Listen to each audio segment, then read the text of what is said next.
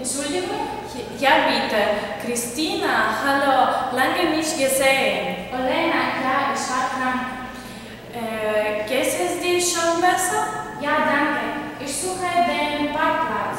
Den Parkplatz, Moment mal. Siehst du, das ist die Bank. Ja. Da findest du, da geht sie geradeaus, ungefähr 20 Meter, und da findest du links den Parkplatz. Ah ja, vielen Dank, Olena. Wie ist deine Telefonnummer? Meine Telefonnummer ist 655 4370. Wie bitte? Etwas langsamer, bitte. Natürlich. 655 4370. Alles klar, danke. Wo studierst du gerade? Ich studiere Tourismus in der Universität in Puerto de la Cruz. Wirklich? Interessant. Welche Sprachen sprichst du? Ich spreche Ukrainisch, Russisch, Englisch, ein bisschen Polnisch und lerne Deutsch. Das ist der Hammer.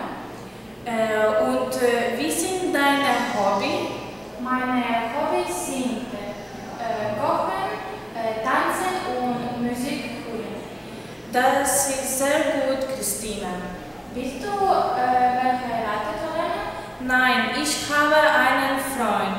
Und du, bist du verheiratet, Christina? Ja, ich bin verheiratet. Ja, viel Glück. Ich freue mich für dich. Was machst du am 1. Februar? Hast du Zeit, Christina? Ja, ich habe Zeit. Warum fragst du? Am 1. Februar habe ich Geburtstag und ich mache eine Party. Kommst du? Ja, natürlich. Sehr gerne. Wie ist deine Adresse? Meine Adresse ist Arenastraße 12. Alles klar, Olena. Entschuldigung, Christina, ich muss schon gehen. Kein Problem.